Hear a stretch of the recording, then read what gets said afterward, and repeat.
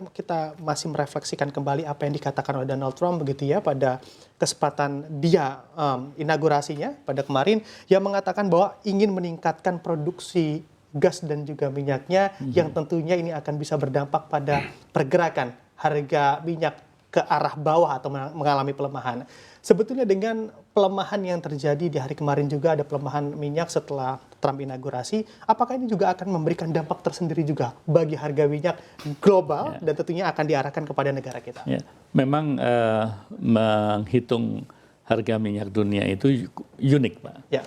Kadang-kadang tidak hanya supply demand, tetapi juga geopolitik. Ya. Tapi apa dari yang disampaikan oleh Trump itu ada satu kalimat yang menarik bahwa dia akan merilis strategic petroleum reserve-nya. Okay. Nah, itu biasanya dilakukan oleh Amerika karena Obama beberapa kali dia melakukan executive orders untuk merilis SPR. Itu di saat harga minyak dunia tinggi. Jadi dia membalance dengan volume dari SPR itu di pasar gitu ya, dengan volume menjadi besar sehingga harga turun. Nah, ini yang kenapa menjadi menarik apabila walaupun Trump mengatakannya SPR itu dikeluarkan untuk konsumsi domestik untuk supaya dia industrinya menikmati dengan harga yang murah, ya sehingga dia American first, ya, America first, sehingga dia pengen mencoba dengan cara-cara seperti itu.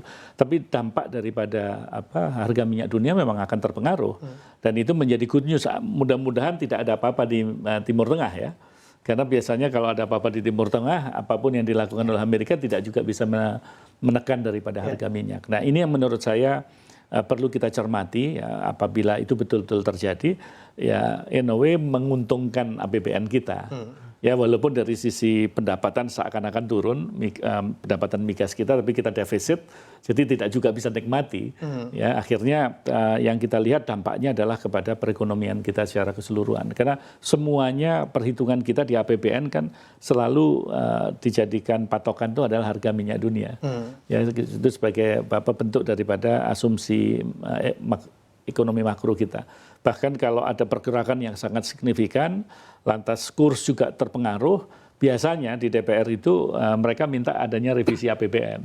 Nah, jadi menurut saya mungkin yang akan bisa kita saksikan dengan kebijakan Trump yang baru, dampaknya langsung kepada Indonesia mungkin di sisi itu. Di samping LPG tadi ya, karena itu keseharian kita. Apa yang perlu kita persiapkan, Pak Satya, di saat memang harga minyak turun karena Amerika Serikat? Ya kalau kita lihat harga minyak turun, otomatis justru yang kalau kita persiapan apabila harga minyak kita naik. Oke. Ya, karena kita defisit anggaran kita. Kalau turun, saya melihat banyak sekali upside-nya sebetulnya daripada downside-nya. Oke. Ya. Bagaimana pula Anda melihat pemerintah kita berfokus pada menarik dana asing khususnya dalam pengembangan EBT di tanah air dengan cara apa yang juga paling dibutuhkan dan juga kita mampu untuk menerapkan itu, Pak Satya? Satu aspek yang sangat penting itu adalah bagaimana kita menjadi mudah berbisnis di Indonesia. Jadi ease of doing business di Indonesia, membuat suasana investasi yang friendly, itu menurut saya menjadi satu faktor yang harus ditaruh di depan. Ya, karena dengan kita bisa berkompetisi dengan sesama negara di ASEAN saja, mereka lebih cenderung ingin misalkan menaruh uangnya di Indonesia daripada di tempat yang lain. Itu menjadi salah satu strategi bagaimana kita bisa mencapai pertumbuhan ekonomi 8%. Dan mesti diingat ya, kalau kita melihat pelaku ekonomi Indonesia, itu sangat besar di UMKM. Ya, maka UMKM ini harus betul-betul dijaga supaya mereka bisa meningkatkan proses daripada produksinya, ya bahkan nanti bisa membanjiri negara-negara ASEAN.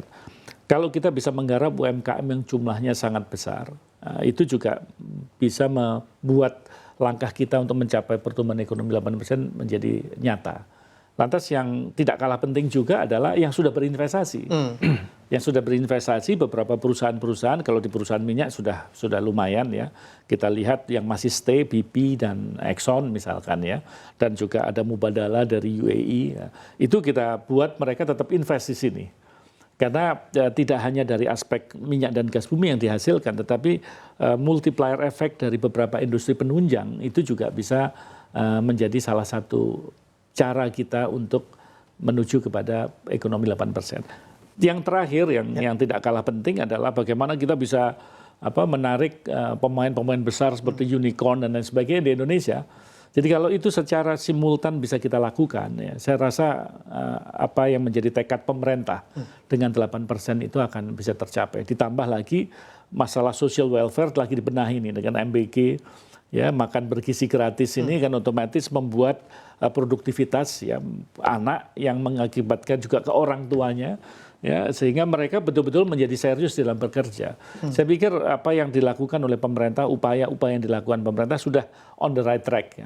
Walaupun Pak Presiden mengatakan ya, kita baru 100 hari, gitu. Ya. Tapi 100 hari itu sudah merupakan satu gejala ya, yang kita lihat sangat mendukung dari apa yang menjadi janji-janji pemerintah baru.